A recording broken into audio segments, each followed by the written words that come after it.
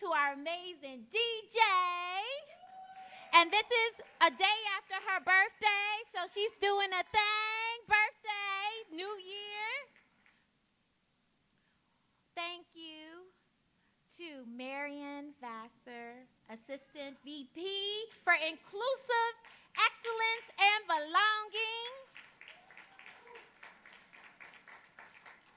Thank you to all our sponsors, the Commission on the Status of Women, the Ann Braden Institute for Social Justice and Research, Social Justice Research, and UofL alumni. Thank you. We gratefully acknowledge that this land that we are on right now, which we work, learn, discover, and connect, is a territory of the Cherokee East, Osage, and forgive me, ancestors, if I mispronounce any names that you would have said, what is she saying? Mayamiaki, Shawnee, Kaskaskia, Hopewell culture, and Adena culture, Native and Indigenous peoples, as well as those communities who make their home here today. We are grateful to them for the generations of stewardship, strength, and resilience in protecting this geographic site right here. We also give strength and peace to everyone in this room and outside these walls who are working on diverse social justice work. And shout out to those on the front lines for trans folks and children's lives. We see you and we love you. 30 years, y'all. 30 years. Yes, 30 years. And we're going to go deep. Let's celebrate. Let's co-create. Let's strategize. Let's keep joy and rest alive. The intentions of this event is to have fun. Fun is good. Pleasure, yes. Celebrate our history of the center, as well as recognize the women, femmes, and non-binary folks who are currently doing a thing, making collective impact in our diverse communities across Kentucky in their fields, and they are working together for justice at their different intersections, different parts, just different parts. We are all our parts. We are not perfect. We are not perfect. We call each other in with love, like bell hooks, Octavia Butler, and Ann Braden would tell us to do. And talking about calling us in and expanding the work, please use the QR code on your table to access ways to donate to our scholarships for students.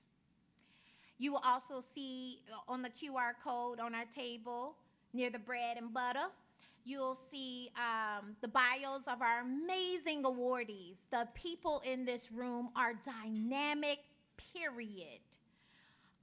You'll see the bios and also about the event participants, and to also complete the program evaluation forms. That's very important because we want to learn at the Women's Center. If this is the first time you're hearing about the Women's Center, or you've known about the Women's Center for 30 years, we want to know how to get good, better, best, collectively, of course. Also, how can we connect with each other authentically in this space and beyond this space and date? And how can we do it with deep pleasure? How can we have fun?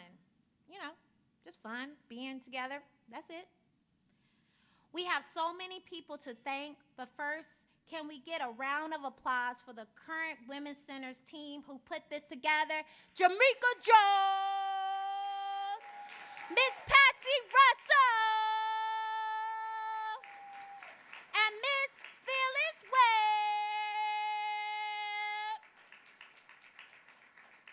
And now we have the amazing spoken word poet, so many hats, and also the community arts manager, Rihanna Thornton.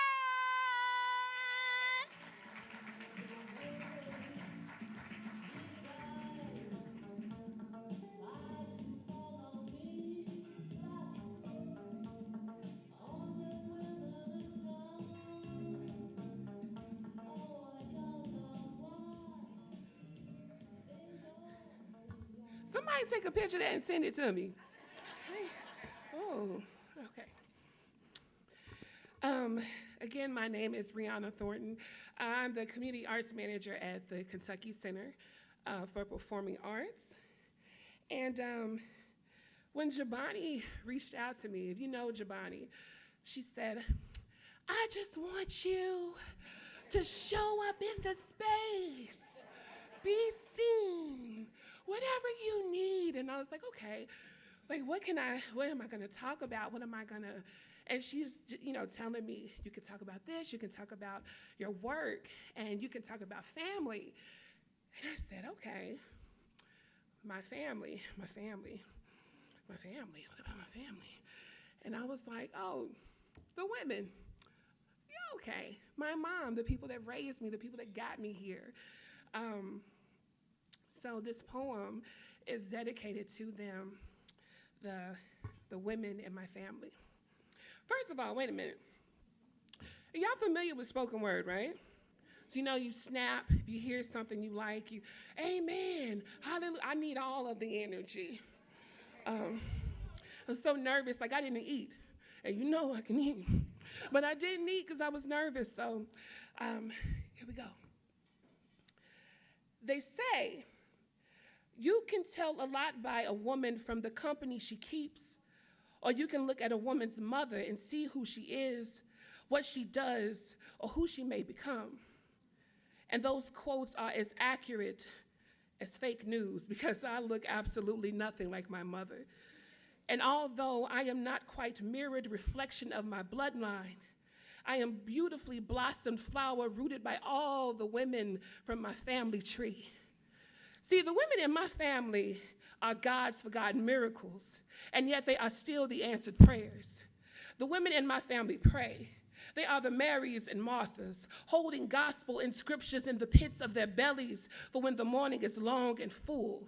They are the hem of Jesus' garment because they have healed me on plenty of days. I have seen them take 2 fish and 5 loaves of bread to feed an apostle's worth of grandchildren. They are the wading in the water. They are the tree that shall not be moved. The women in my family are also the men in my family.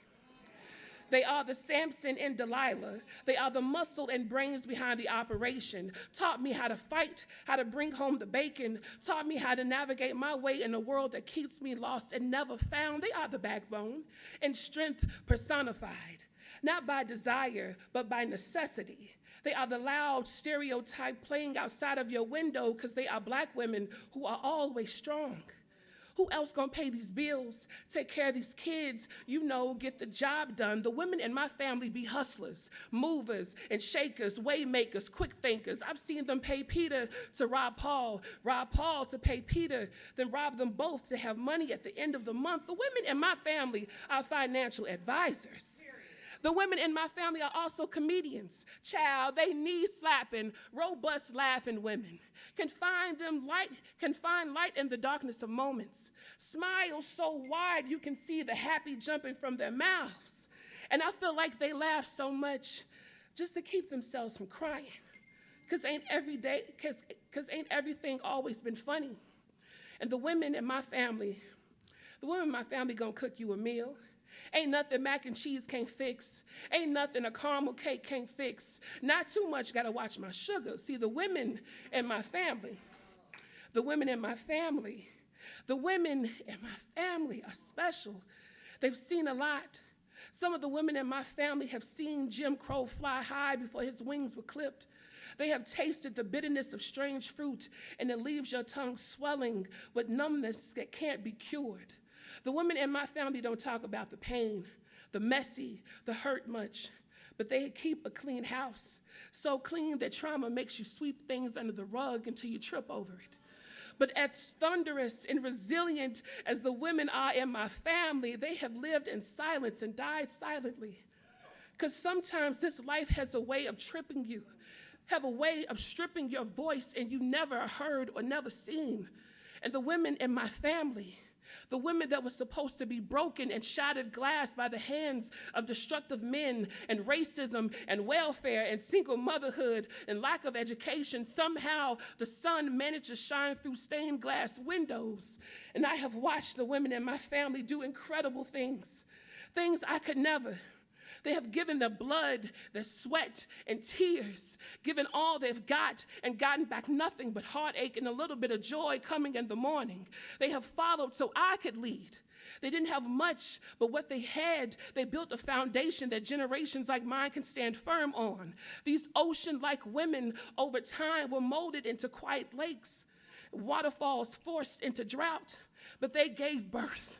They gave birth to tycoons, hurricanes, tsunamis that will gladly drown anything standing in their path for them. Why would I be a settled stream when I was born to be waves crashing? The women in my family were taught that to exist, you must color inside the lines that America has made for people that look like us.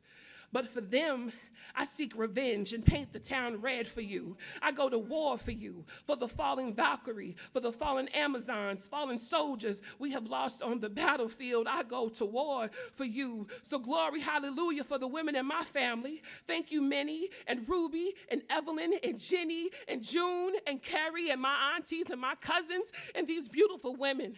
When I look at my mother, I see where I come from. And when I look at my daughter, I am proud of where I'm going. But I learned from the women in my family that perfection don't look good on us. Don't waste time on small details, but remember to cry and to love, and time waits for no one. To laugh and smile so big that you can see the happy jumping from my mouth. And when you fight with all you got and go down swinging. Thank God for the women in my family.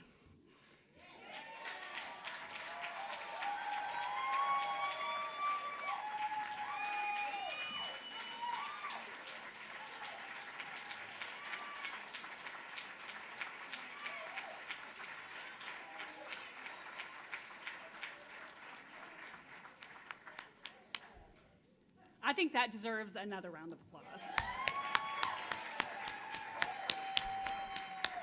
Great.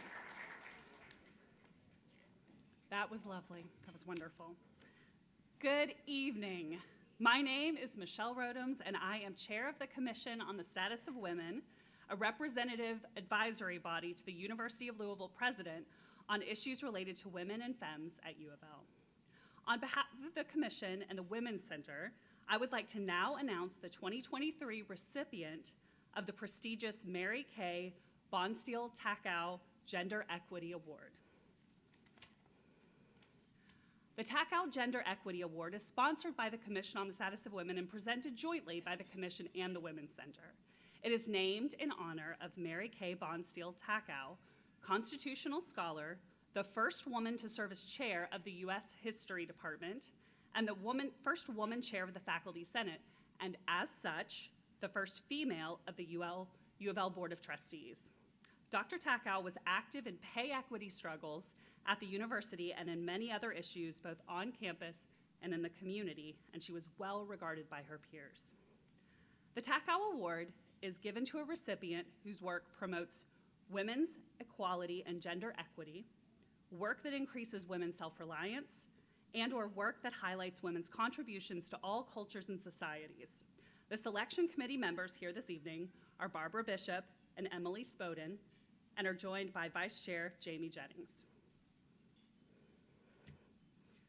Before naming our award winner, yes, please. They're gonna come up in just a second. Before naming our award winner, we would first like to acknowledge nominee Dr. Sherry Levinson, Associate Professor and founder of the EAT Lab in the Department of Psychological and Brain Sciences. Dr. Levinson established the only eating disorder clinic in Kentucky which serves over 300 patients a year and has also created the Kentucky Eating Disorder Council to bring statewide change to create equity in eating disorder care. And now the Commission on the Status of Women is pleased to give this year's Takao Gender Equity Award to Professor Emerita Rifat Hassan.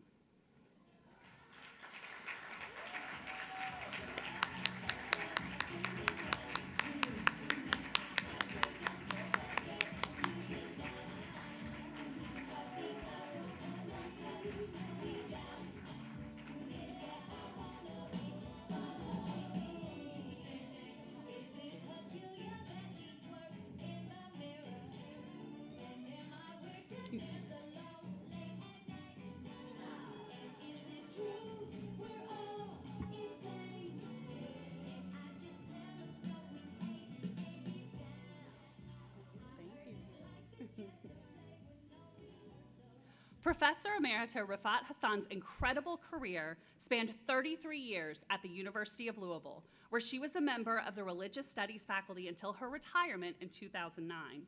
As a researcher, Professor Hassan founded the concept of Islamic feminist theology, which removed the lens of patriarchal cultures when interpreting the Quran and affirmed gender equality from a religious and societal standpoint. Her work has had a global impact and has influenced the work of religious scholars interpreting Islamic teaching on the rights of women. She has also served as a global human rights advocate, establishing the NGO International Network for the Rights of Female Victims of Violence in Pakistan, a group that brought attention to honor crimes and influenced its priority as an international human rights issue. Please join me in congratulating Professor Hassan.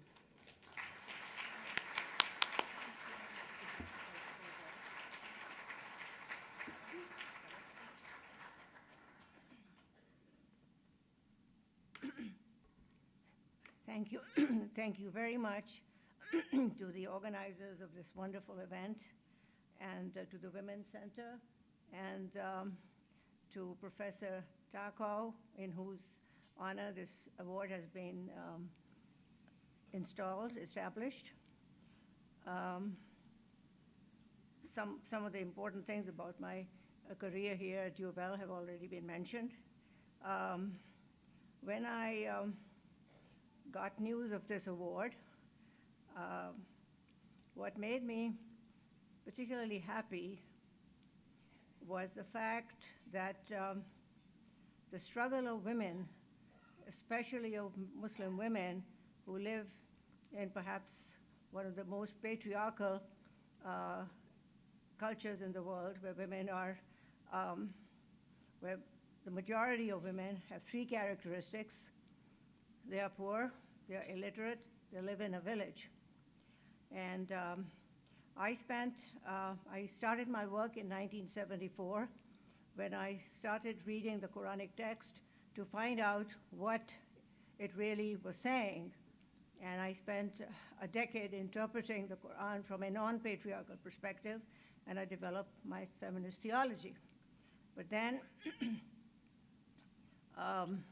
in 1979, there was the Iranian Revolution, and that had a spiraling effect throughout the Muslim world, and a lot of laws began to be established under a process called Islamization, which targeted women in very evident ways.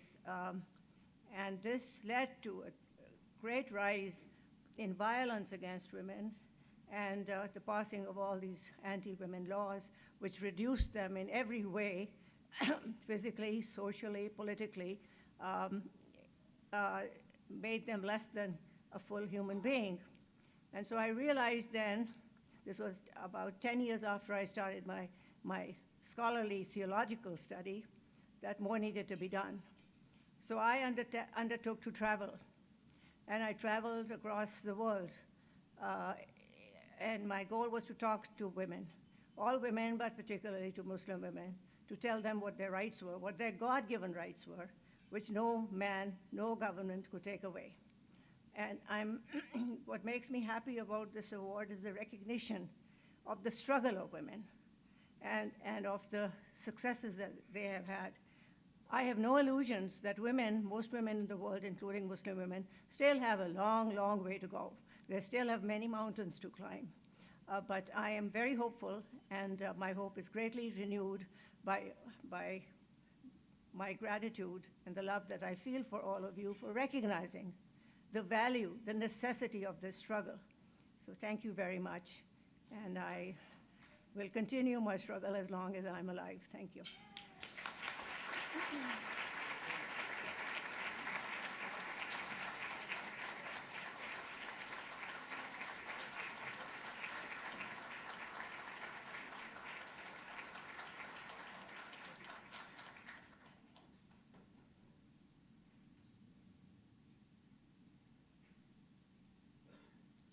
At this time, we will present the Nicholas Committee. I'm not sure if Joan D'Antoni is here or Mary McMullen, but I'm going to ask the daughter of Celeste Nicholas. I'm sorry.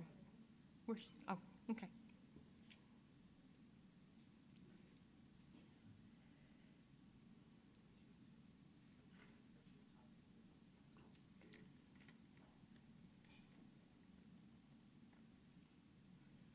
I'm going to also ask the daughter of Dr. Celeste Nichols to come up, Yvette. Okay.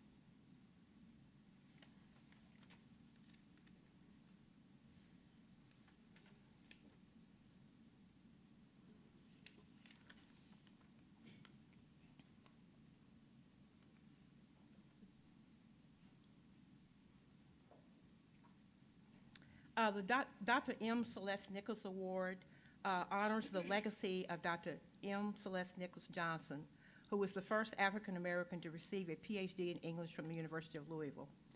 The committee met last year and selected the 2022 recipients, and today are recognizing them at this great anniversary occasion. So I'm going to ask the winners of the award, Amisha Gehring, to come, and also Abby Bordwex, who's present today, and Jillian Purcell. She's not able to attend. She's doing attending a conference in Oregon. So I'm going to have the Joan to say something, and also Celeste. Okay. You should go first. She was your mama. Okay. Dr. M. Celeste Nichols was the first Black woman to earn a PhD from the University of Louisville's English department. Woo! All right. All right. And she wrote her dissertation on the Black church. And she told me that I would never really understand Black people until I went to Black church. So she took me by the arm and she took me to church. She was warm, giving, smart, driving, strong, capable woman, and I miss her. Sorry, I don't want to make you cry. Your turn. Thank you. Thank you. Very kind words, and greetings to each of you this evening, and I stand here in honor, but first of all, let me thank my mother's dear friends for honoring her legacy, for what she did, not only for the University of Louisville, but for the women that she engaged with on a daily basis. I was speaking with one of my dear friends. Her mother and my mother were very good friends, and they met they worked for Darrell T. Owens, and they became really, really good friends. And so mother had told me, you know, I tried college, I did, and I'm an entertainer, you know, my thing is arts. But one thing she told me, she said, Yvette, just go. And I said, okay, well, I'll go. So I went, and then I came back home. And so when I came back home, I did not know what I wanted to do, but she said, you have to do something, honey. So that meant I needed to get out of the house. She said, when I leave, you leave. So I didn't know where to go, so the assistant pastor of my father's church, he owned a young shoe service. He owned a shoe shine service, and I asked for a job. And so I started working there after I left the university. And I came back and I told Mama, and I said, Mama, I'm a shoe shine woman. And she said, what? I said, I'm a shoe shine woman. And she said, honey, whatever you choose to do, you be the best at it and make it legal. And I said, yes, ma'am. So that started my journey of life. But let me share with you some of the stories. One story that I in particular remember was when she told me how she grew up in a loving home. And it started with her mother. And my grandmother loved her. My mother was the baby of the family, and her brothers and sisters adored her. But mother was a very quiet, very reserved, stately woman. I wish I could use the big words like my brother used. Now, he's a graduate of Howard University, but nevertheless, follow along. But she loved people. And when I say she loved people, she brought the best in you that you didn't know that you even had. So I bring you joy, I bring you peace, I bring you with joy and love. I thank you for honoring my mother, Dr. M. Celeste Nichols.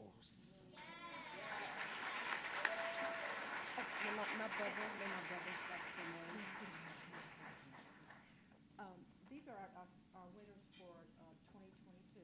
We'll be giving you all certificates. Thank you.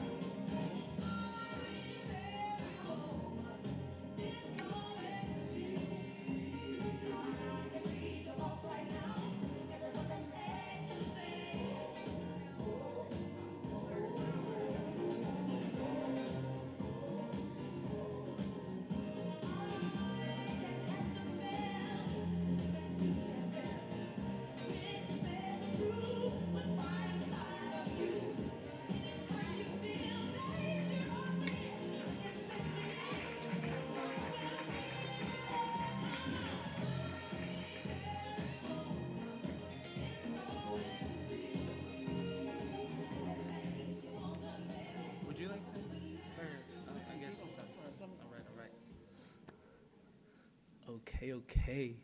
Good afternoon, muy buenas noches, you all. Actually, good evening. I found buenas noches, yes. My name is Marcos Morales.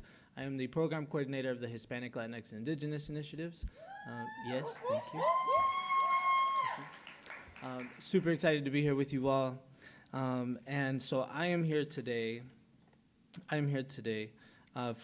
so awardees will stand or raise their hand from your table to be acknowledged for your life's work as a community pearl of Kentucky. Everyone was not able to join us tonight, but we will still acknowledge and learn from their impactful and collaborative effort in our community. We thank you for your love for community. We thank you for your love for communities across Kentucky and your innovative ideas. Audience, please hold your applause until the end. We invite you to learn about the awardees and the program brochure using the QR code. And so with that, I'm going to say each person's name here, and then we're gonna see the slide here above. And so let's see. So the first one is Taylor Ryan. Taylor Ryan is acknowledged tonight for being an inclusive leader, and is the executive director and founder of Change Today, Change Tomorrow, a social justice leader for equity committed to justice-based practices to empower women, families in Louisville, Kentucky. Taylor Ryan. Next we have Nubia Bennett, who I've had the honor and the privilege of working with. Nubia Bennett is an inclusive leader in the field of community leadership development, committed to empowering diverse organizations to become leader in today's best practices. And I forget to read the top, the DEI and Leadership Development Manager of Leadership Louisville Center, Nubia Bennett.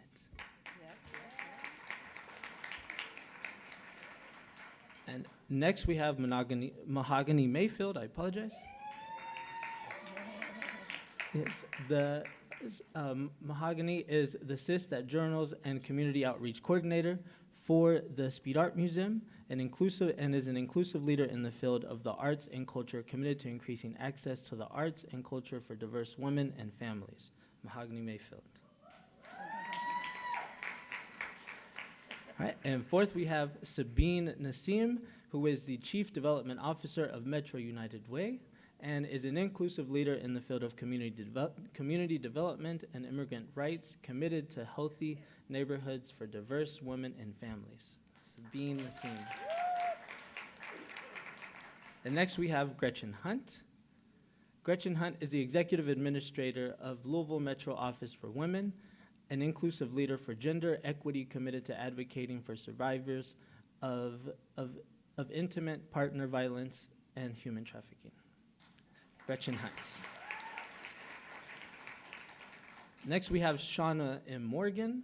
So Shauna is the Associate Professor of Creative Writing and Africana Literature and Director of Equity and Inclusion Initiatives in Teaching and Learning at the University of Kentucky, and is an inclusive leader in the field of creative writing and DEI, committed to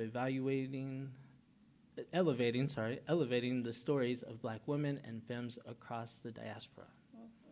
Shauna Morgan. Next we have Christy Stevens.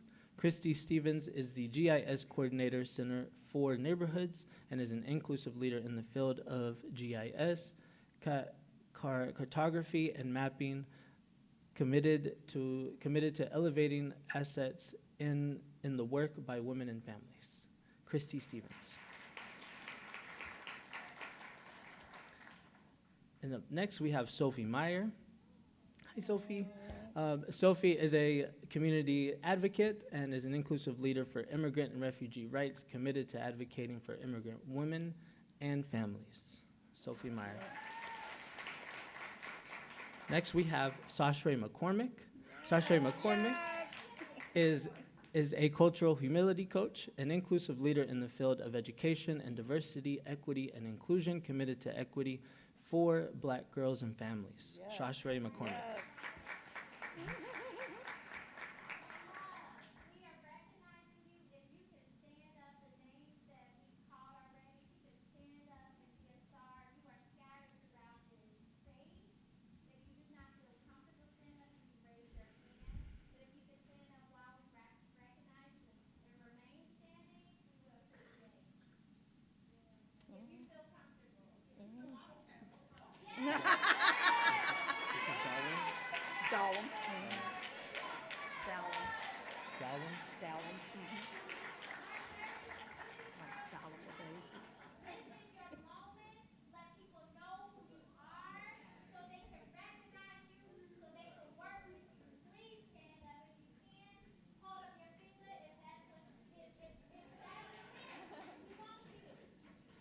Yes.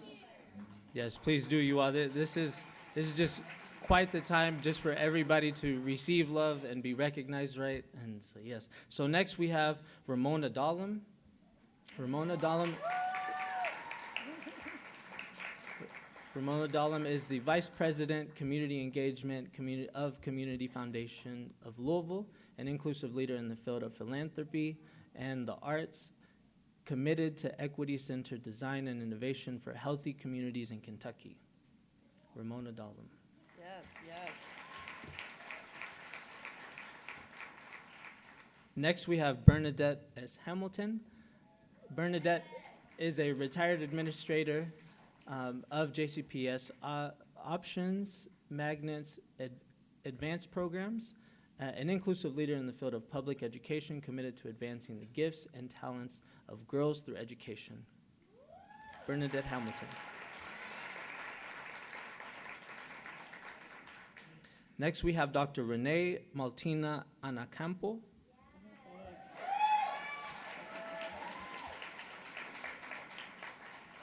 Dr. Campbell is the Executive Director, Phoenix Global Humanitarian Foundation, an inclusive leader in the field of social work and community development committed to healthy, safe, and culturally vibrant neighborhoods for women and families. Dr. Campbell. Next, we have Amanda Stahl. Amanda is the lead organizer and director of the Independent Seekers Project and is an inclusive leader in the field of disability justice committed to gender equity for femmes and families with disabilities. Amanda Stahl.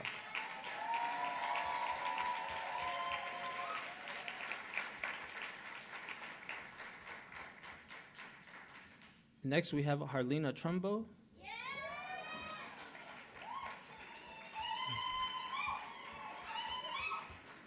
Harlena is a dance educator, Lincoln Performing Arts School, and artistic director, Lanita Rocknet School of Dance, an inclusive leader in the field of arts education and culture, committed to empowering girls through dance and performance. Harlena Trumbo.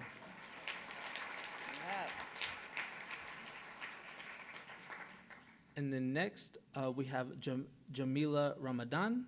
And Aya's actually gonna come up here and help me with this. Oh, here's Aya. Sorry, I didn't realize Aya was right here. What's up, y'all? So, yes. Hi, guys. My name is Aya Namrudi. I am a student at the University of Louisville, and I will be translating this for my mother. Hold on. Okay, guys. So بيحكوا عنك بيطلقوا عليك الصفة إنه أنتِ ولدة المركز الثقافي عشانك دائما بتعملي لهم أكل and stuff like that. قائد الشمس. Sorry, y'all. My Arabizi is acting up. Sorry about that. So the second part الشيء الثاني بيحكوا إنك أنت قائدة شاملة في المجتمع الجماعي ملتزمة بتوفير مساحات للتنمية والانتماء في المركز الثقافي والعدالة في جامعة يوفل.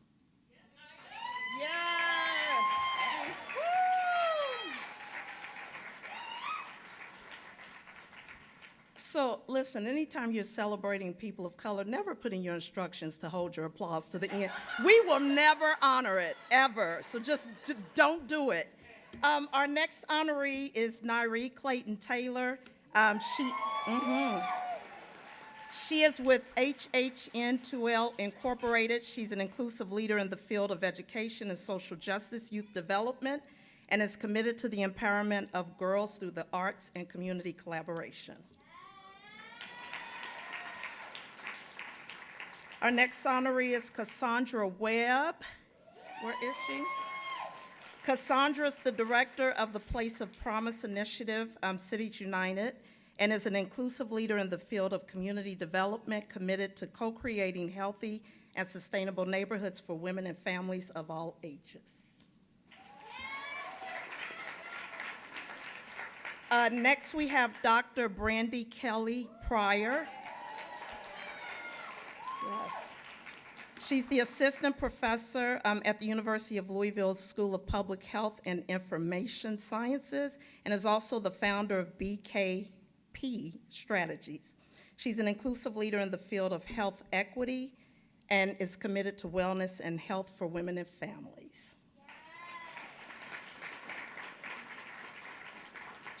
Next, we have Tawana Bain. She here? All right, Tawana, there she is. Tawana is the CEO of T. Bain and Company. She's an inclusive leader in the field of journalism and DEI committed to elevating women and femmes in leadership.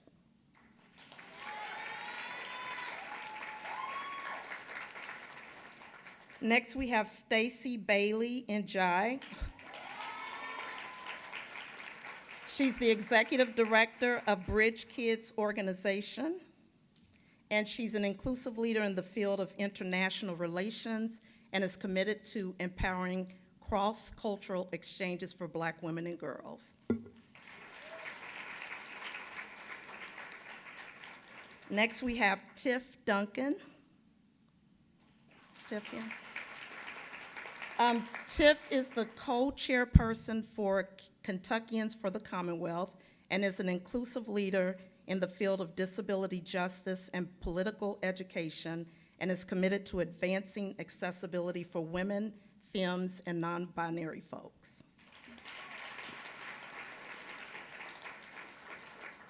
Next, we have Kristen Williams. Kristen is with Play Cousins Collective and serves as the executive director. Kristen is an inclusive leader in the field of family and community wellness and is committed to empowering Black women and families. Next, we have Alice Gray Stites.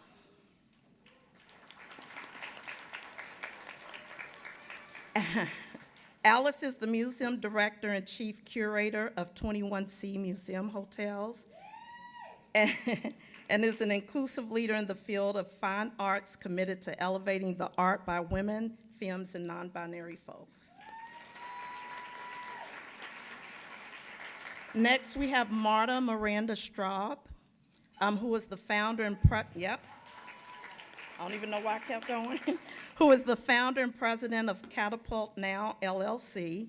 Marta is an inclusive leader in the field of creative writing and is committed to elevating the stories of women and femmes.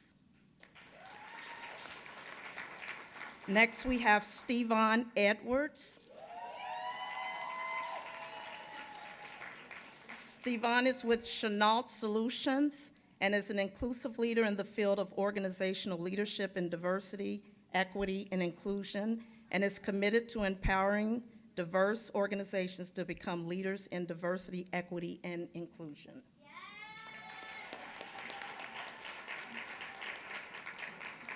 All right, next we have Teresa Reed.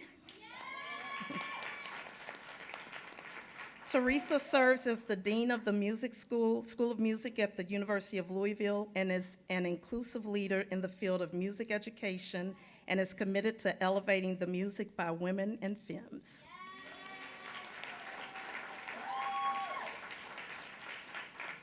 Next, we have Don J. Wilson. Yes, yes, yes.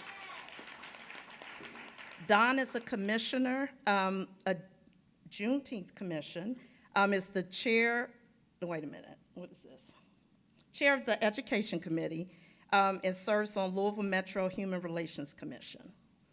Don is an inclusive leader in the field of sports and civil rights committed to gender equity and social justice for all.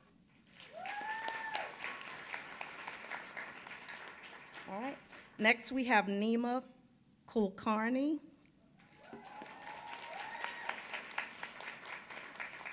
Nima is a state representative of the 40th Legislative District. Nima is an inclusive leader in the field of political science and advocacy work committed to healthy neighborhoods for women and families.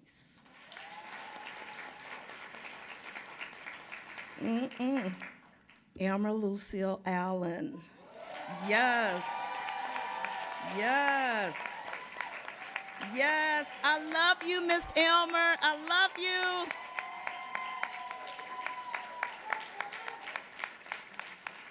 Yes.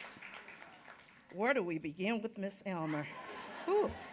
So Elmer is a ceramic artist and chemist who became the first African-American chemist at Brown-Forman in 1966.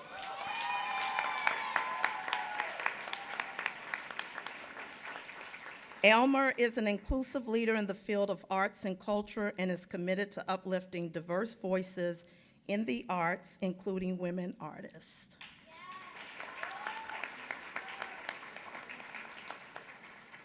And then our final pearl, if I'm going to ask you all if we can take a moment of silence for the 30th pearl, who is Breonna Taylor.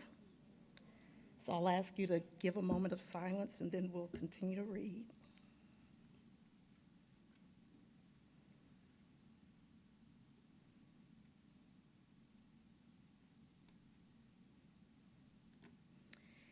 And how befitting that Breonna is the 30th pearl. This is the Women's Center's 30th year anniversary, and Breonna Taylor would have been 30. So Breonna is known as a global leader of peace and justice. This is a title that she did not ask for, and certainly didn't deserve how she received this title.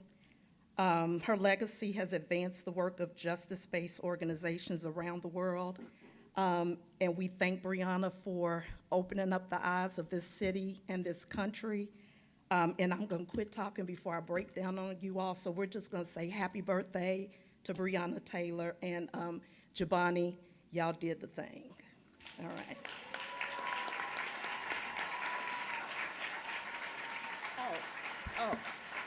Oh, I'm sorry.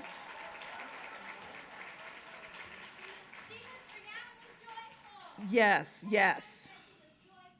Yes. Yes, yes, yes. So I got so wrapped up, I forgot to ask all the pearls to come up for a picture. But yes, when you remember Breonna, definitely attached to joy. She was a happy, happy, happy person. So hang on to that part of her and continue the good work in her honor. So if we can have all the pearls come up for a photo.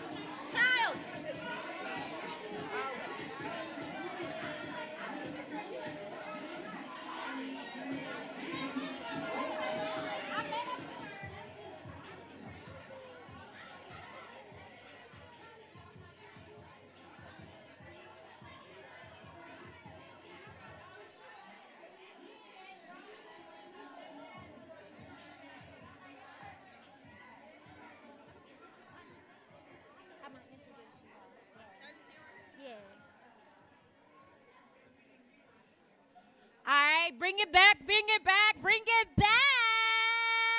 Everybody, can we do another applause for all these awardees? Woo!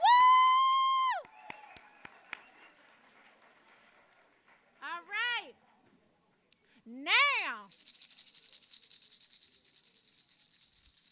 Now we are in another part. First of all, how y'all doing? Thumbs up if you feel like you're a part of an innovative community. Thumbs up if you feel that way. All right? Thumbs up if you feel like there's at least one person in this room that you can create a project with, that you can share a story and an idea. Thumbs up if you feel that way. At least one person. All right. Okay. So, well, tonight we are ready to learn from our city's leaders. There will be 4 amazing people that are coming up here where we can learn a lesson how to be impactful. I'm saying a word. Impactful.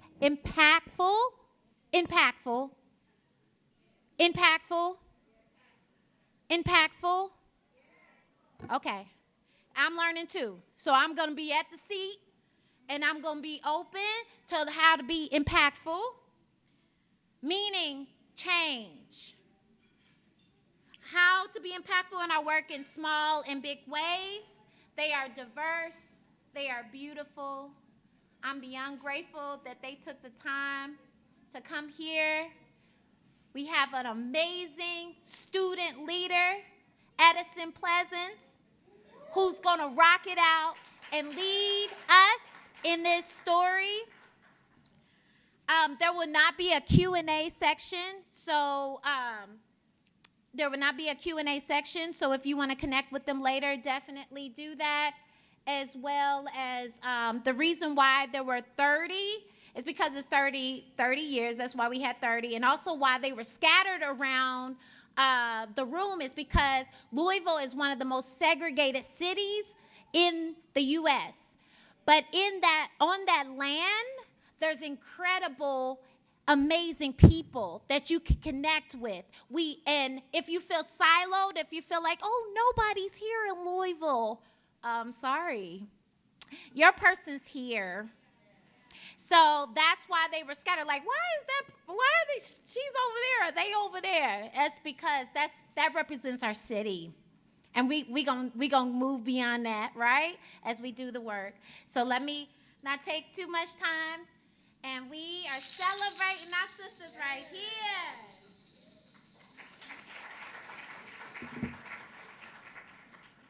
Hello. Hi, my name is Edison Pleasance. I'm a current senior at the University of Louisville. Nice to see you all. You all look beautiful today. Yes. I'm on the behalf of the Muhammad Ali Scholars Program, which is in the Cultural Inequity Suite. So we're about to take in a new cohort, so we're very excited getting our people together. So I'm very excited about that. So we're going to welcome up the panelists for this section. I'm very excited. So if you're a part of the panel, you can go ahead and come on up. And then we're going to go ahead and get started. Yay! Yes!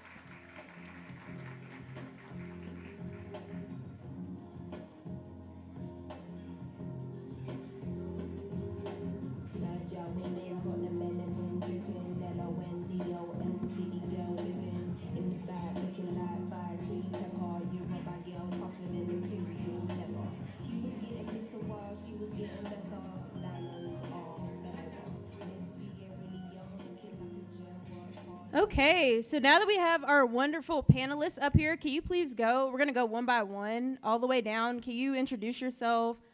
Give us a little bit of background and your pronouns. Yes. We're going to get you a microphone so everybody can hear. Yes. Is there a microphone in there? Oh, come on. Come on, babe. I got a really loud voice. My name is Dr. Kaila. I'm an associate professor at the University of Louisville. I teach classes in women's, gender, and sexuality studies at the university, as well as Pan-African studies. I'm also the Audre Lorde Endowed Chair in Race, Gender, Class, and Sexuality Studies at the university. I am a former podcaster. I had an 8-year running, award-winning podcast known as Strange Fruit. on WFPL, and you can go to strangefruitpod.org to find the show. Yeah. So.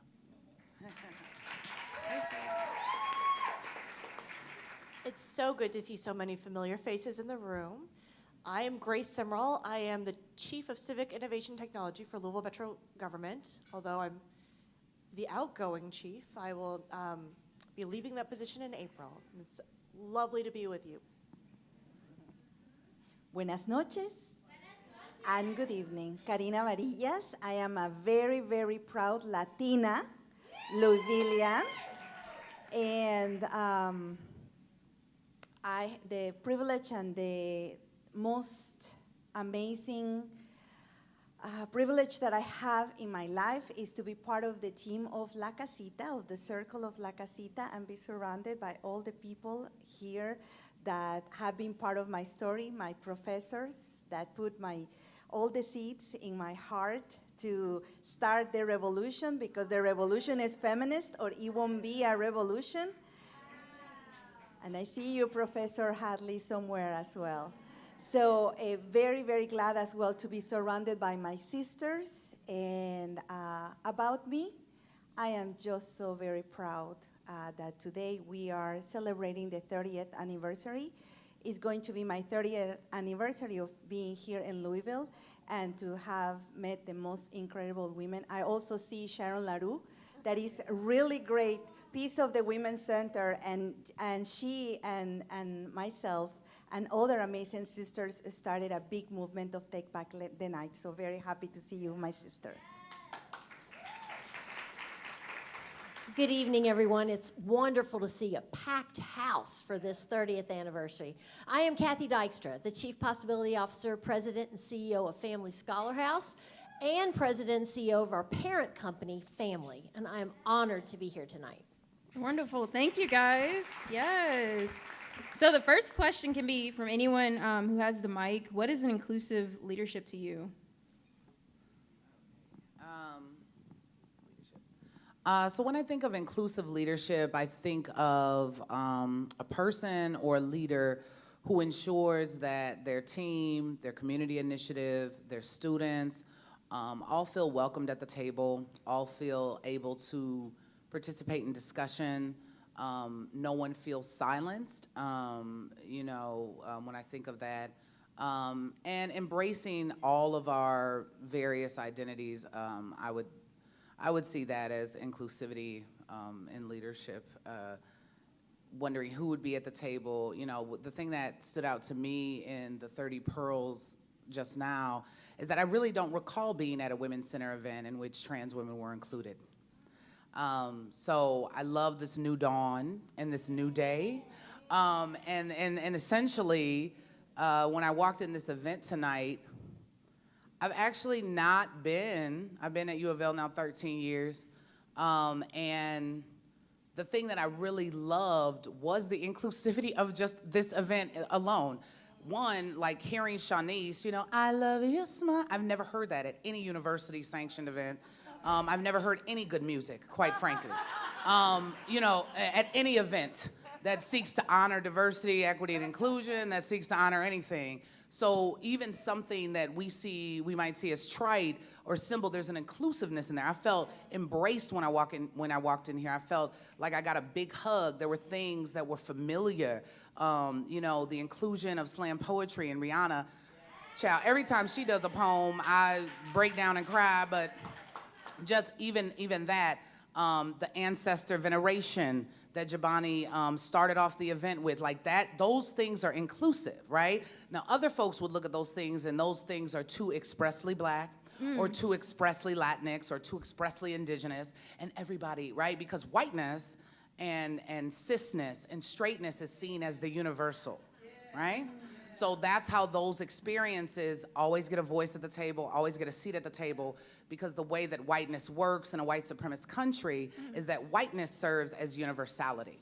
And that's the problem. That's the problem from the beginning. So every time you go to any kind of university thing or anything that's deemed professional, it's elevator music, it's awkward silences, it's bland food, it's And every CEO and anyone with a position of power is either male or cis or straight or white. So just taking this event tonight as an example of what inclusive leadership looks like, of what embracing all aspects of our community and celebrating and relishing in those things, I see this as a wonderful example of that. But yeah. Thank you. How do you follow that? I think that, no, it's so yes and. Inclusive leadership is one where there is intentionality. And I mean, I don't mean you're checking boxes and that's intentionality. I mean, really authentically intentional about the choices you're making. And making sure that, in fact, your team is representative of the community. How many times have I walked into a leadership room and it does not look like the community? And we should be asking ourselves, what is going on? Right. It's, I hate to say it, but the future is female, the revolution is female. The future is also going to be led by us. Right. If we don't, no one's coming. Right. We're going to be the ones who have to lead on this. So I love that we have an event with such intentionality around it to celebrate the 30th anniversary. How lovely is that?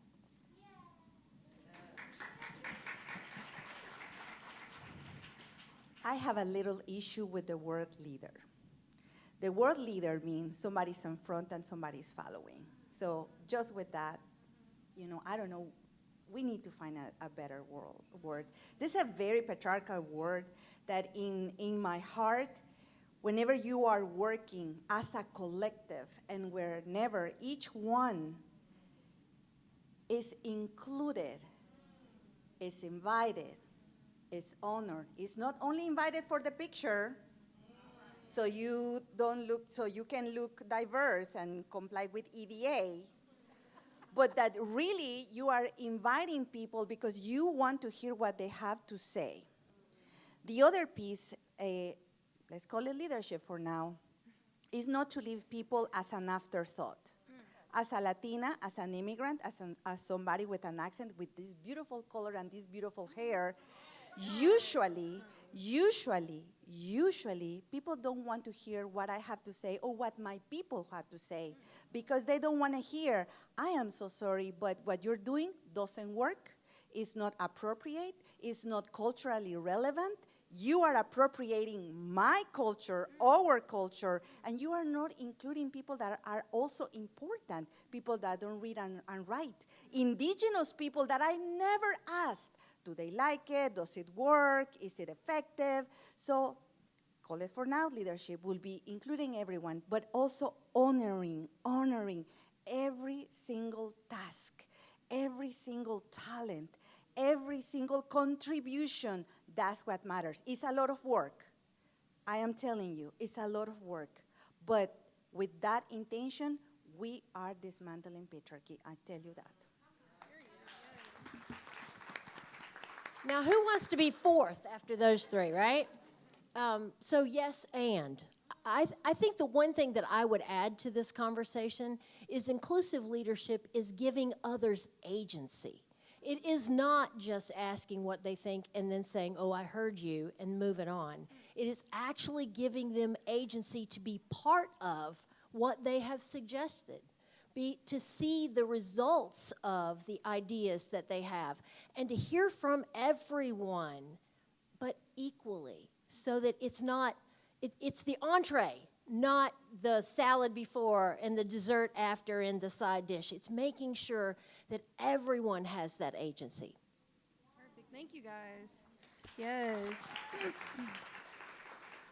So the next question is, how do you build and sustain a team that supports intersectionality between feminism and anti-racism? Wow. I know it's strong. It's a strong question. Well, I'm sure we have some gardeners in the room. I'm a gardener. So raise your hand if you're a gardener. Put some seeds in the ground, right? So when I think of gardening, I think of a couple of different things. The first is I think of planting what I want and nurturing it and making sure it gets all the nutrients that it needs and the sun and the water and the light. I also think of weeding out the things that I don't want. Now, you would love to think that everything you plant is a wonderful vegetable, beautiful flower, but it doesn't turn out that way. So sometimes what really matters most is that you're weeding out the things that should not be there so that you can protect the things that you want so very badly to nurture and grow.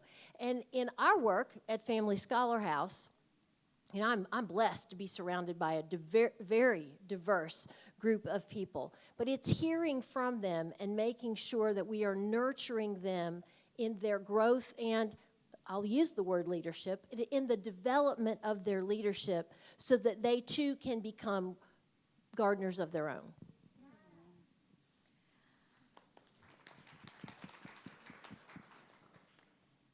Let's be honest, you all. Gen X's, like myself, Generation X, baby boomers, that word, intersectionality, we didn't grow up with that. It is, at least for me, when our amazing, and I'm looking at Marcos, our amazing Latinx millennials arrive already with their own agency, and I like that word, by the way, with their own agency and their voices saying, you, the elders, because believe it or not, I am an elder in my community, so you, the elders, are not listening because we come from very patriarchal environments. And what happens when Gen X's and baby boomers, we were younger, what would people say? Oh, you stupid girl, shut up. You don't know what you're talking about. You don't have the slightest clue how the world works. Your ideas are not important. Your ideas, you don't know. You're not from this country. Go back to Mexico. We don't want you here. So when we talk about intersectionality, is the ability to understand that we don't understand what it is. That we talk a lot about it, but in reality is how do we invite those perspectives? I said at the beginning, I have the privilege to work in, it's an organization, it's a nonprofit, but it's also an organism, it's a movement where we believe that each one of us have something to say about something. From in 20 years, from having no staff to having 33 staff now, having people from different identities, different intersectionalities, different generations, different immigration statuses, have given us the opportunity to explore the ways that we want to decolonize ourselves, the way that we want to dismantle racism and discrimination within ourselves. So intersectionality, it's a word that is very difficult even to pronounce, but I really believe that it is a journey where we, the elders, have to learn not only to let the youth lead, to accompany them, to embrace them, for them to teach us how to be better intersectional leaders.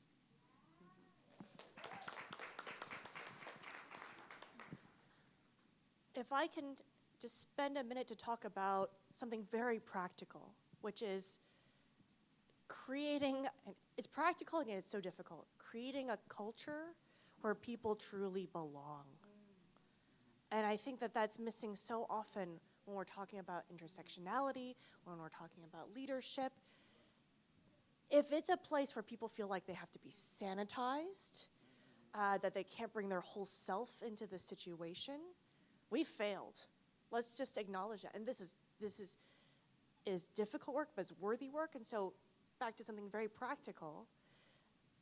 One thing, leading during a global pandemic and the very just renewed demands for social and racial justice that we're occurring in our community, we're all doing this remotely, it was very important to me, in my way as a leader, to make sure that I continue to foster this culture, even though we were so far away. And so it meant that actually every single meeting we would have, I'd set aside time in the first 15 minutes to say, let's do an emotional check-in. And I'm creating a safe space where you can bring your whole self virtually to the group. And we know you're struggling with so much more that we cannot see now because we don't spend time together. We want to support you. We want to make sure that you can thrive in these incredibly challenging times, unprecedentedly challenging times. And I do think that by creating those spaces we can inch our way towards a culture of true belonging. And we can fully bring our authentic selves and celebrate intersectionality. Yes. Well, for me, it's easy because I'm at the helm of a classroom all the time, and so I just teach it. One, I teach intersectionality to my students, of course. But what I also do is I have several ground rules in my classroom that I operate with, and if students are in my class and they don't adhere to them, there's another class for them. And that's essentially, I don't tolerate argument for argument's sake or playing devil's advocate. A lot of times people want to disguise bigotry and biases under the devil's advocate. I just want to, play devil's advocate about trans identity. It's like, no, right? So that's not happening in my room, so there's another class for you. If you think gay people are going to hell, right, because I'm gay with it, so again, I out myself in every class. If you think gay people going to hell, there's another class for you, right? There's certain ideas that are stupid, and it's okay. Bigotry is stupid. Homophobia and transphobia, those are stupid. Those are things that morons do. And I think that our country especially has an issue with calling something what it is, right? And so it's an opinion or it's a perspective. No, it's just dumb and it's uninformed. And the problem with Americans is they like to be uninformed. That's my opinion. They don't want to know information.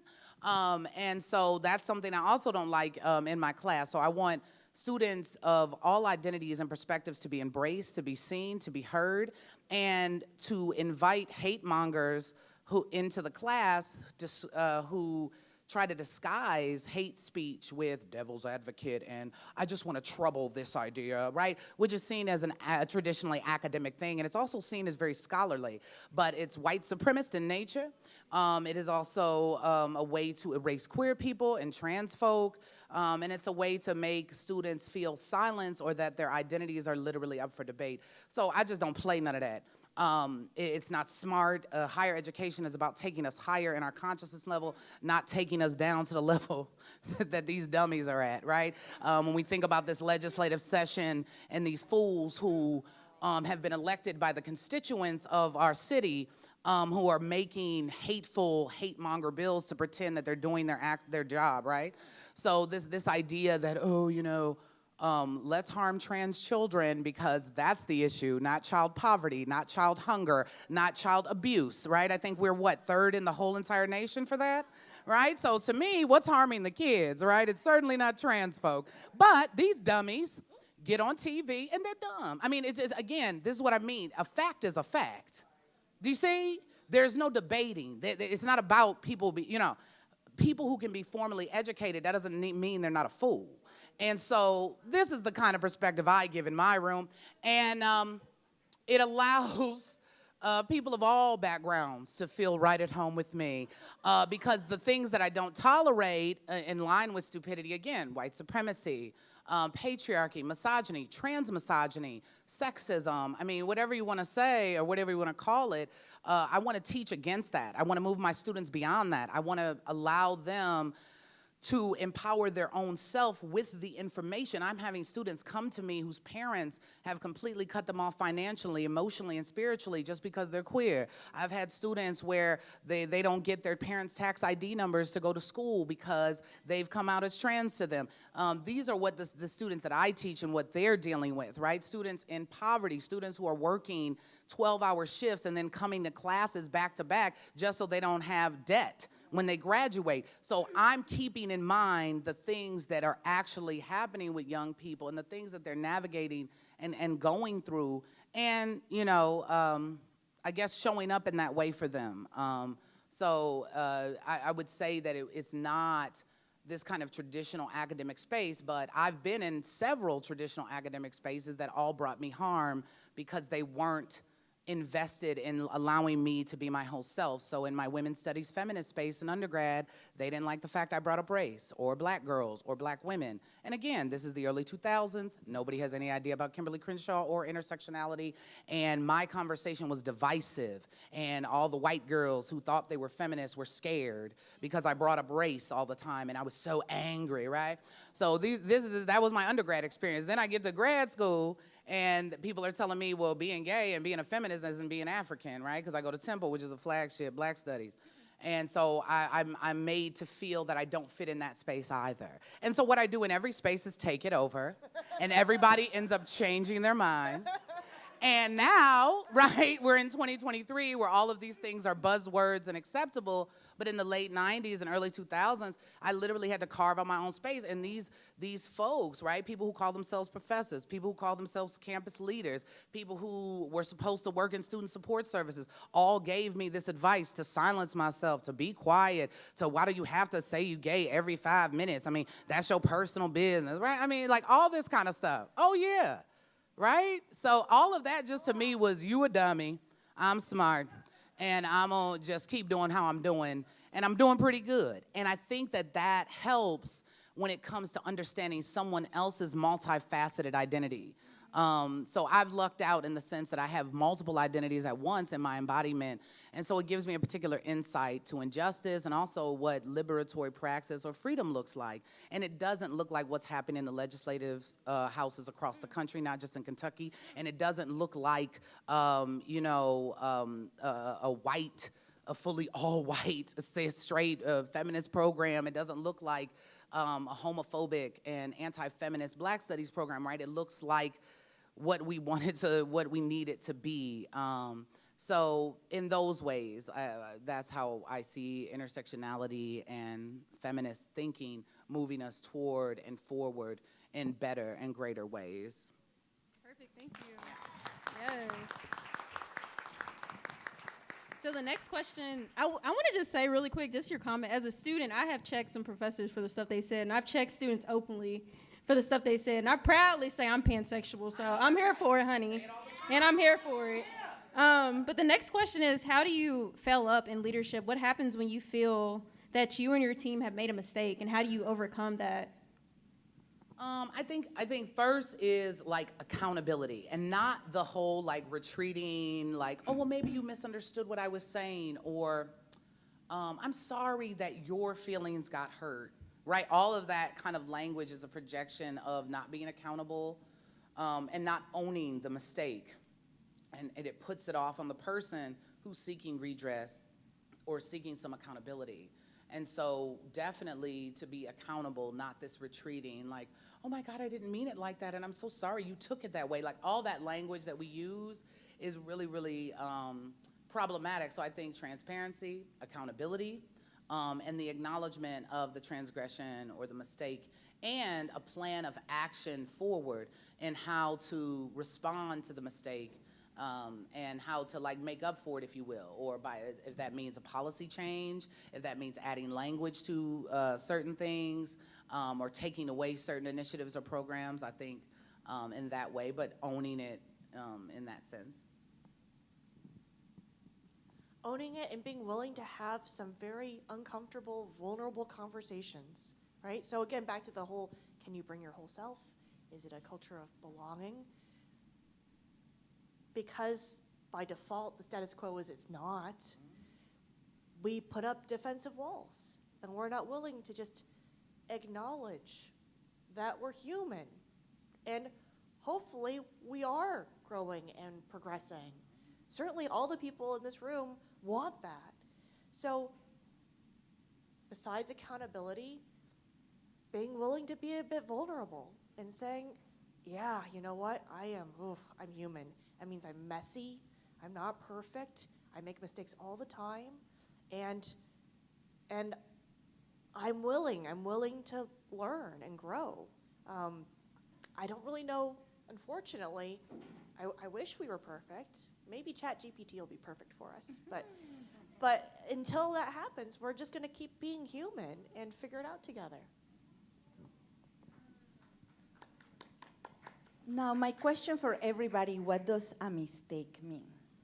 for people that are colonized, 530 years of colonization where we are made to believe that we are the problem of the world, that everything bad that happens, people are losing their jobs because immigrants are coming to lose their jobs. You are making a mistake because you didn't listen to the white man that tried to tell you what to do and you say no. You said, no, thank you, we don't want your charity because we deserve opportunity and investment. So let's define mistake. Something that we do in our team that we are very good at is about self-reflection.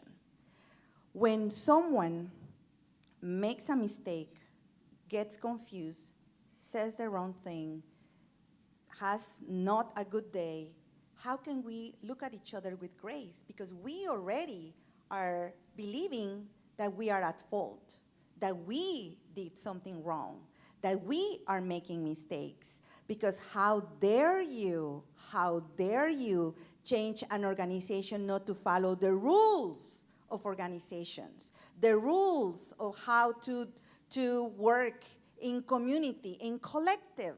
So that's a mistake. You don't have any strategic plan? How do you survive? You don't have the why, right? So that's my question. What is a mistake? Who tells us we are making a mistake? Like if we are offending someone, if we are discriminating someone, if we are racist, if we are homophobic, if we are patriarchal, that's a mistake. That's not even a mistake, that's a sin. If we take advantage of the poor and we exploit the poor or other people that we believe are the poor, well, that's a mistake. But besides that, we are all human. So taking any mistake with grace and having the opportunity to tell myself, wow, this is a great opportunity for me to grow. Or somebody that is younger that hasn't gone through the process of like, what are you talking about that I'm making mistakes every day? To say, how can I accompany you today for you to have a moment of growth? What did you learn from this opportunity? Instead of, I'm gonna write it in your evaluation and then I'm gonna give you an assessment for something that you did on January 10th at 10 a.m. in the morning. So I really believe that the whole narrative of how we make people of color feeling guilty, women feeling guilty, and anyone that doesn't have all the privileges that we have in our hand, that is an opportunity for all of us as a community to grow, to change the perspective of mistakes, punishment, and you are canceled. So when I think about this, I think largely about our work at Family Scholar House, and we have worked diligently to create a blame-free environment. Now, we're not perfect. We get it wrong sometimes, but the focus is on fixing whatever happens. So when I think about a mistake, I think about a project that went wrong or something that you tried that didn't work out the way you thought it would, and it's about saying, that didn't work out the way I thought it would, fixing it, and then coming up with a new idea. When we hire from really large corporations or really large educational institutions, we sometimes find that the people that come in say that they get that. And then the first time they try something that doesn't work out, they spend a lot of time, maybe days, figuring out how it wasn't their fault before they realize we don't care. We don't care that whether it was your fault or what we care about is what did we learn? Did we fix it? Have we put in place a different way to do it going forward? And once they get that, they are liberated to be far more creative and innovative than they've been in the past. When you know that you won't be in trouble for trying something different, you're able to try lots of things that are creative and different. That's the space we need to live in. That means we have to ascribe to accountability, not blame. We can't worry about what you did on January 10th because that shouldn't be an issue. But we have to focus on these things as a team and look at how are we doing the best together and for each other in that process. Thank you. So the last question, we have about 10 minutes left, sorry. Gotta clear my throat real quick, okay. So the last question is, how do you manage self-care being the leaders in your community? So I love this expression self-care because I think that puts it on you to decide what it is that you need. And as an employer, I need employees that can say what it is they need, but I also need to create an environment in which that is welcome. So what one person needs may be very different from what someone else needs. We're not going to bring in massage for everybody when we've got people who really don't want to be touched. You have to look at what is the individual need. I try to model it the best I can. I am not a good model for self-care. That's not me, and I'll own that. There's a lot of growth opportunity for me in that.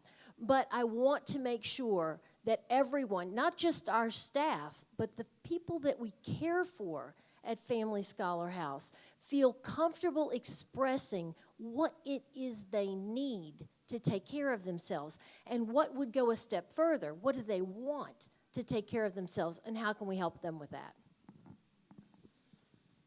That is a very deep and long conversation, but to make the long conversation short, I come from a community where self-care means selfishness, laziness, and a privilege for the white and men.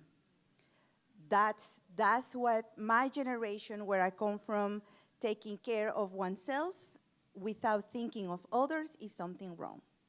That's where intergenerational love came along, and we started talking about collective care. I cannot pretend to say, okay, today I'm going to take a self-care day and leave all my coworkers with my big stuff and they don't know what to do. Or taking advantage, okay, so we are in self-care talk, okay, so bye, good luck to you, let's see if you finish, because I need to take care of myself. If I don't take care of myself, no one else does. So for us, the conversation of I want to take care of myself, but I also want to take care of the collective. So how do we do it together? How do I take care of you? How do I take care of you? How do I take care of myself? And how do I decolonize that idea that I have to be a servant and that I have to be ready for whenever something comes and let anyone do whatever it is with my time and my work and my talent. So when we do it collectively, when we talk as a community, and when we see that others really need to take, some self-care, how do I collectively accompany that? So that person eventually will come and accompany me.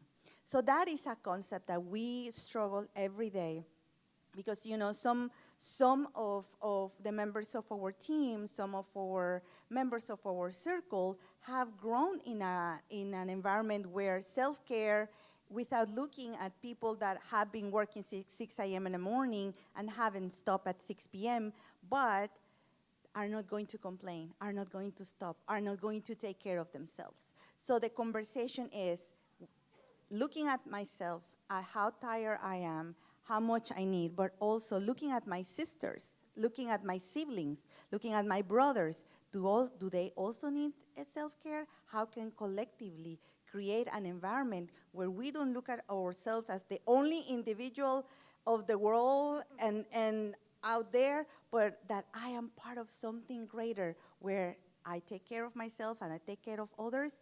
We are going to do much better, and the load of the work is not going to be that heavy. I'm so glad that you mentioned that, because this is a question I'm wrestling with personally right now. So as I mentioned in my intro, and I keep stumbling over it because I've been so used to saying that I'm the Chief of Civic Innovation for Louisville Metro Government for 6.5 years. That's going to stop in April. And it is very strange to have this thing that has centrally been part of my identity just stop. So as we talk about self-care, I am wrestling with this question of, am I even putting too much pressure on myself to figure out what self-care looks like? And I hope that there are people who relate to that in the room who say, wait, one more thing that I have to worry about. Knowing, even though I'm also confronted with the reality that I am deeply tired. And it is time for a break. And what a privilege it is and a luxury to be able to take one, but to try very hard not to put pressure on myself to figure out then what that self-care looks like. I don't know. I don't have the answers. I just know I need to rest without being idle, right? I don't want to be selfish. I want to still be involved in the community. Goodness, no good answers, but if you are feeling pressure on what self-care looks like for you, know you're not alone, and you don't need to add that to be one more thing on your plate to figure out. Well, that letting go of that is a way to take care of yourself. Wow. Yes to what's been said thus far, and I totally get where Karina's coming from. The idea that, especially for women, that self-care is right, selfish and self-absorbed. But Audre Lorde said, self-care is not indulgence. It's not selfishness. It is an act of war, in the sense of, if we live in an anti-woman, anti-black, anti-queer world, then one of our safest and most assured resistances to that kind of stuff, to the fatigue, to the struggle, to working on behalf and for community folk, is to prioritize yourself. And I can also understand what you're coming from in terms of adding that to the list. Now I got to think of, like, how am I supposed to relax, How am I, now I got to do this, I got to go to this meeting, I got to feed the baby, I got to do this, I got to do that, I got to garden, right? And now I got to do some, I got to do some self-care. So it seems like, it seems like you're adding a whole bunch of stuff to the list, and especially if you don't know what that looks like for you. Right? But I've really tried my best to incorporate it as much as I can, because I just need that recovery. Yeah. Us as folks who are talking all the time in our jobs, right? We talk all the time. Like, that's exhausting. And so even if there's a community event happening on the weekends, like, sometimes I forgo those things because I literally just need to lay down, right? I'm not having no bubble bath. I ain't got no bath bomb. I'm literally sitting in front of the TV like this, watching Spectrum. Like, I ain't even watching nothing. I'm too tired to watch the movie. Oh, yeah.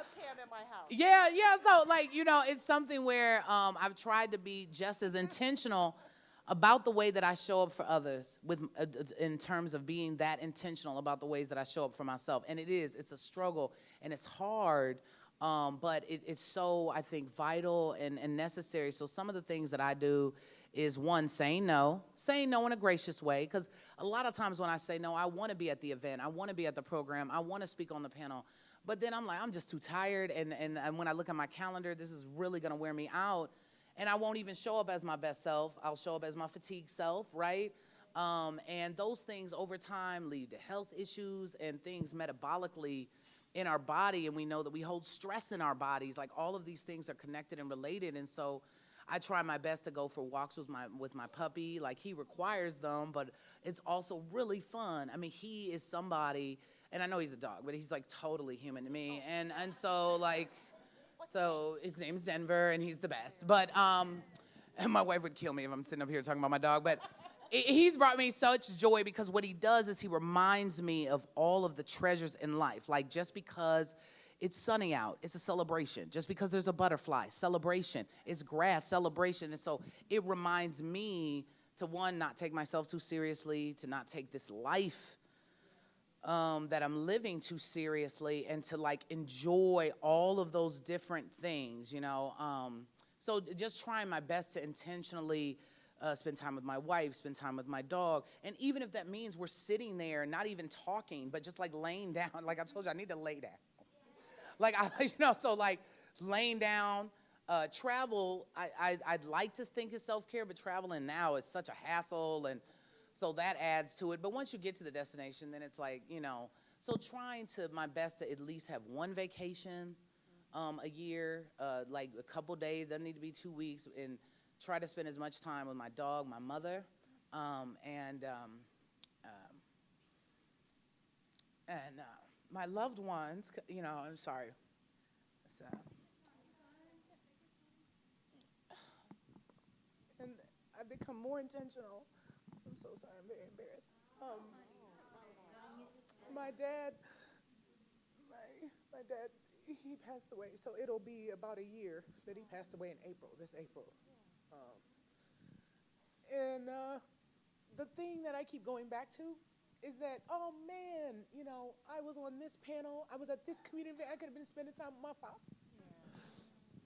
And I'll never get that back. And so, you know, spending time with elders and loved ones, like, fuck these jobs, you know what I'm saying? Yes.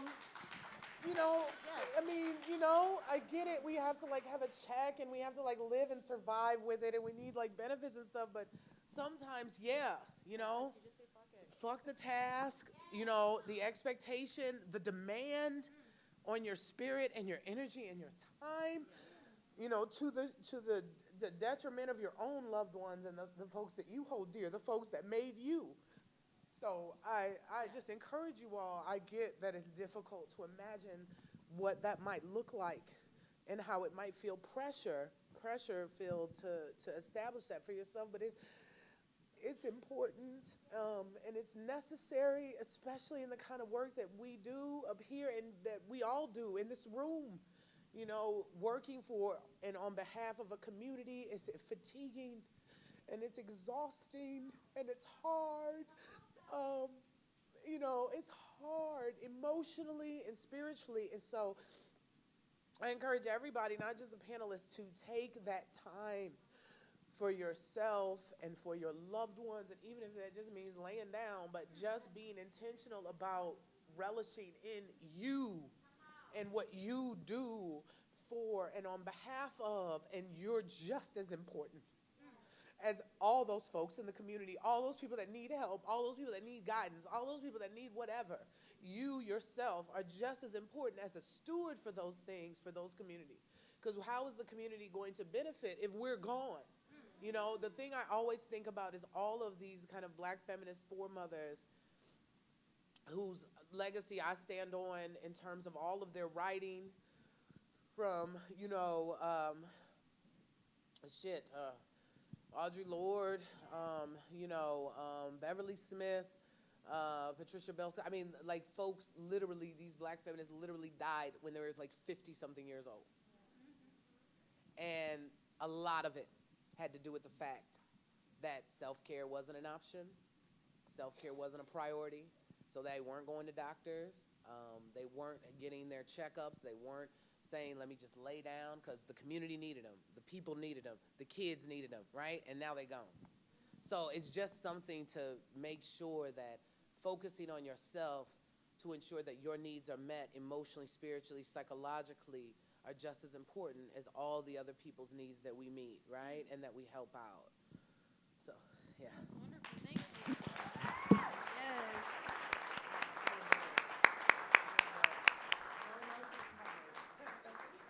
Can we give a round of applause for Edison Pleasant? Yes!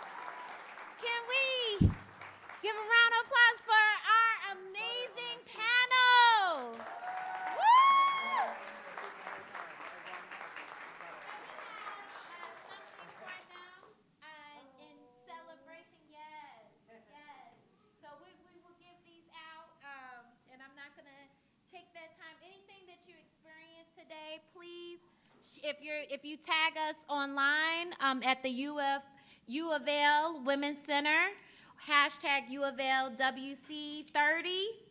And also remember to do the evaluation and learn more about these amazing panelists and our student scholarship, the Auntie Allen Scholarship and the Breonna Taylor Scholarship for students from the nursing school still pulling out her name. We're going to have a group shot, and then we're going to have the Women's Center staff, our founding staff and directors come up after we have our group shot, and then we have a lovely performance at the end. So we love that you're staying with us. We're going to rock it out with a group shot real quick.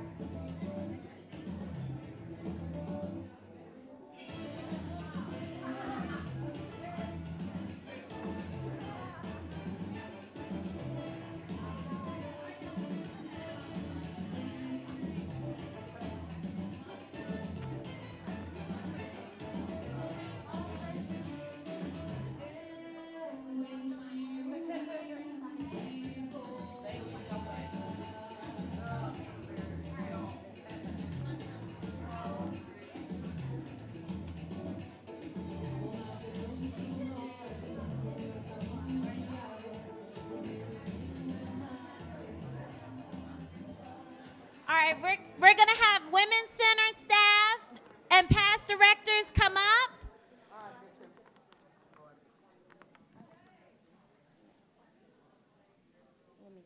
And former students come up, and current students.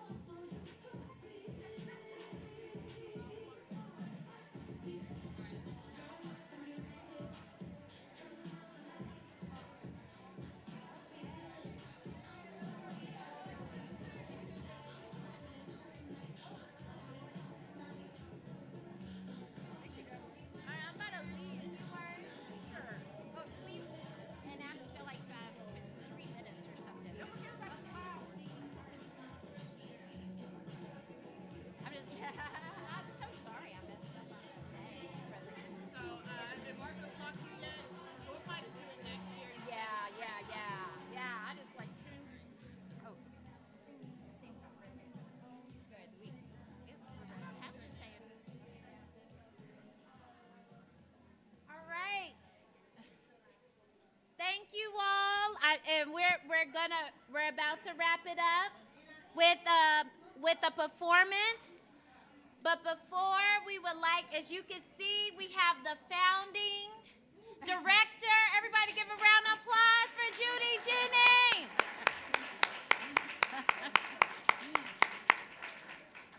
So just a few words. Yeah, I don't think any of us who were around 30 years ago ever thought we could be this wonderful. So thank you, Giovanni, as the greatest person ever to lead us to the next time. So it's great. It was a great journey, and I'm glad to be here. Thank you all.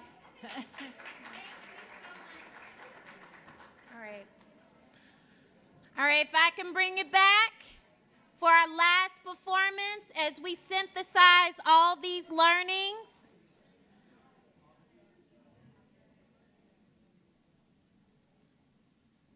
All right. So we will bring this to the close. We thank you all for being here, and we have Sherry Durham. Clap once if you can hear me. Clap twice if you can hear me. Okay, bringing it back. Again, I'm Sherry Durham. I am the Assistant Director of the Muhammad Ali Institute for Peace and Justice. The purpose of the Muhammad Ali Institute for Peace and Justice is simply to advance social justice work through educational programming, training, service, and research. And one of the entities that is a part of the Muhammad Ali Institute is the Muhammad Ali Scholars Program. I'm gonna wait for Jabani. She's reeling everybody in.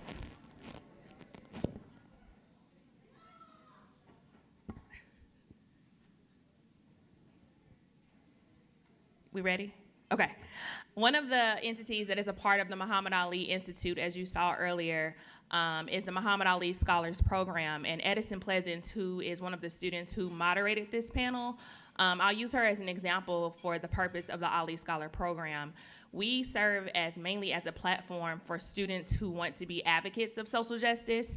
So for example, one of the things that Edison wants to do and what she has created was a mentorship for low-income Black and brown kids in JCPS. So she piloted her mentorship program at Manual, and now she has started a second program at Central High School, which is, if there's any, okay, Central, I'm an alumnus, okay.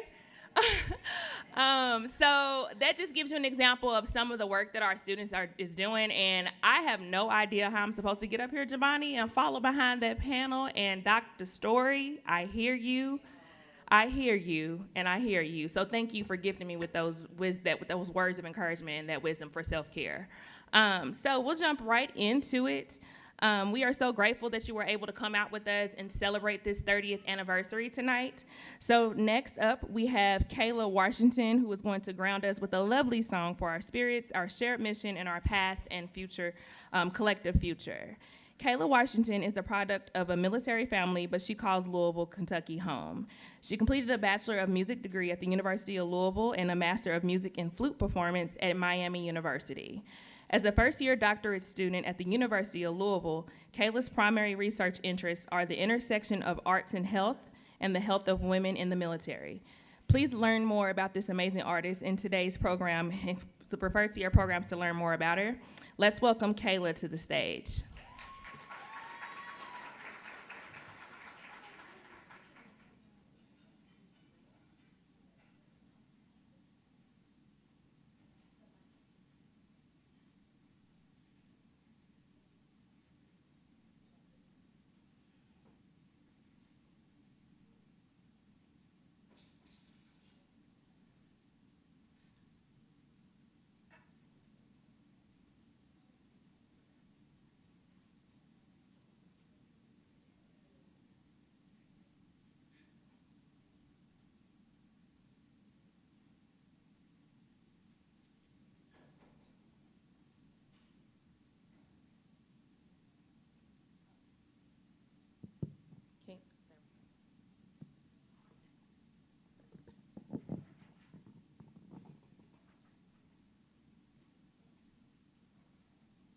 As she said, I'm Kaila, and I'm going to be performing two short pieces for you. The one is Danse de la Chèvre by Arthur Honegger, and the second is Image by Eugene Boza.